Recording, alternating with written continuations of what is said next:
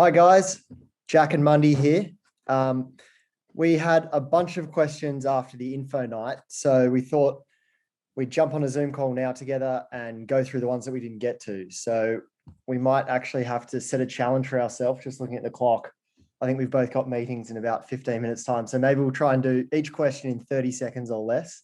Jack, that's a valiant challenge because Yeah. I'm a chatter. We'll see how we go. But the first question, we grouped them all. There was about 100 extra questions that we didn't get to. But so many of them were grouped in the same kind of theme. So we'll kick it off with a lot of questions around people asking if they have good ideas but aren't great at communicating them. Is that something Award School can help with? Definitely, guys, because what you'll learn when you do award school is really how to be concise, how to really make those ideas sharp. And when you work with your tutors every week, what happens is they help you sharpen those ideas and simplify it. I always tell new creatives, give me the elevator pitch, and if you can't kind of say it in 144 characters or less, you most probably don't understand your idea. Yeah, brilliant. Lots of questions as well about creating a strong folio and how award school, the 12 weeks you actually end up with a folio. Can you just tell us a bit about that, Mandie? So what happens is every week you go in with a bunch of ideas, and the beautiful thing about award school is you see a whole bunch of other students' ideas as well. So what helps is through a process of elimination, you get to the best of your best ideas because you don't want to have the same idea as the guy or gal next to you. So that helps you with a strong portfolio. And then in the last 2 weeks before you hand in your portfolio, we also really put in a lot of effort to help you get to the best of the best ideas. And then you have four really brilliant people helping you to get to what your best pieces of work is and really craft it. So most people walk out with a really strong portfolio of the best pieces of their thinking.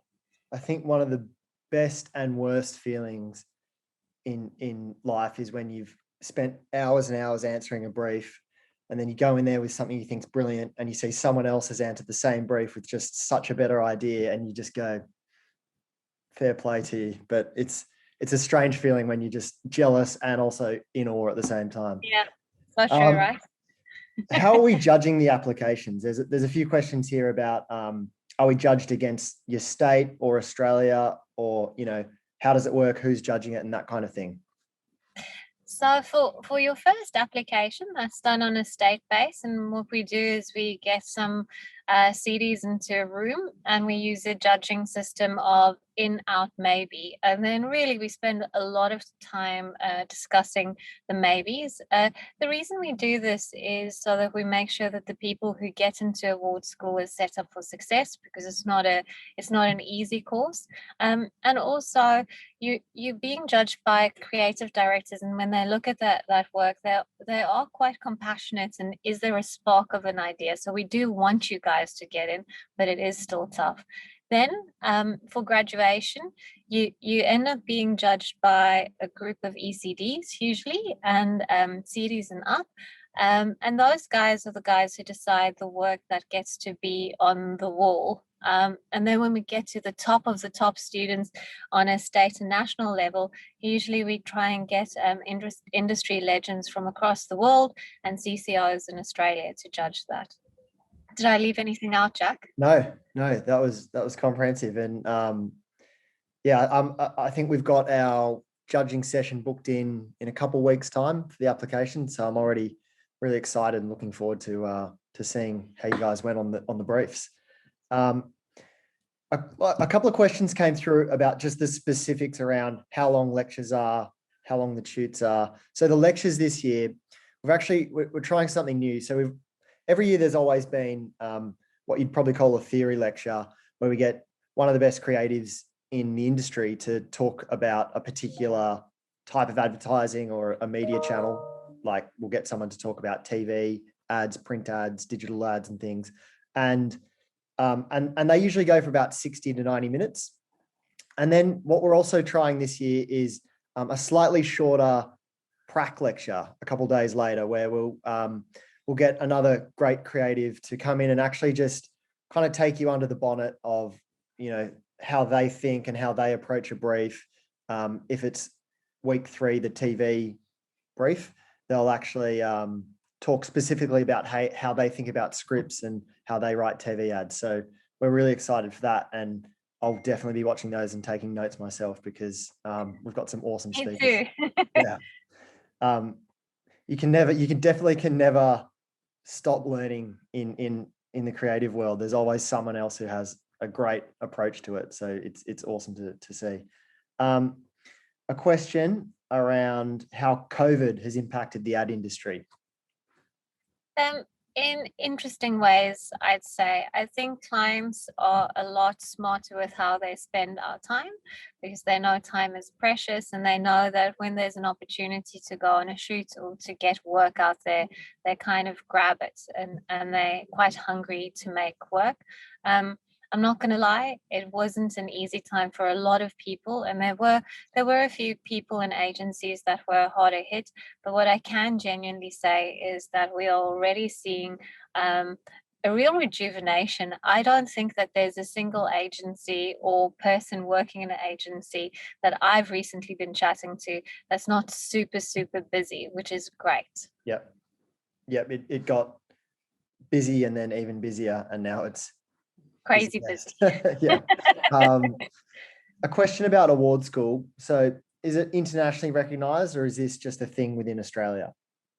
Definitely internationally recognized. So I'm originally from South Africa, as the accent might be giving away a little bit here or there. And if not, I'll throw in a "ya" every once in a while. But definitely knew about it in South Africa. Also, I think because so many Australian creatives travel abroad, they take that love and information of award school out into the world. We have a lot of people in the States and in the UK that regularly contribute to the work that we're doing. And in our legendary lesson, you'll also get exposed to industry greats. I think who did we get in last year to pop into some of the lectures? Was Jeff Goodby floating around at one point? I think. Yeah. I think so. So it really does have a lot of status here and abroad. So it's a good cause to do. And we're getting towards the back end here. Lots of questions around creative partners and the process of buddying up with someone, finding an art director or a copywriter. How's that going to work at award school this year? So I always tell people, hang out with as many people that you can that's also doing the course, meet up for beers. I know during COVID, a lot of people just ended up on WhatsApp chatting, sharing and exchanging ideas. It's not a requirement that you leave award school, I feel, with a partner. And a lot of people kind of go in and don't quite know whether they're specializing in copy or art when they start. So award school usually helps you clear that up. And then when you go out into the industry, we often see single copywriters or single art directors sharing their books with us, and we pair them up with people in an agency. At M&C Saatchi, for example, we've really started to move away from the model of hiring teams. We hire individuals and pair them up with whoever's right for the job. So we often have very juniors teamed up with more senior people, and that way we get a transference of skills. So I wouldn't be too worried about it, is basically the point I'm trying to make. You'll be okay. Yep, agree. And final question, what advice or tips would you have for people still doing the application entry?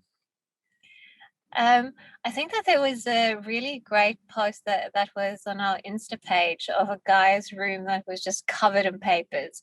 My tip or trick would be just get into it. Just start doing it. Don't wait. I always say start with the question that's the hardest for you. And once you've got that one knocked over, the rest will come. And remember, it's fun, guys. This is a fun career to go into. So do have fun with it and make sure that you put a little bit of that love and energy into your application. And good luck, right? Good luck. Yep.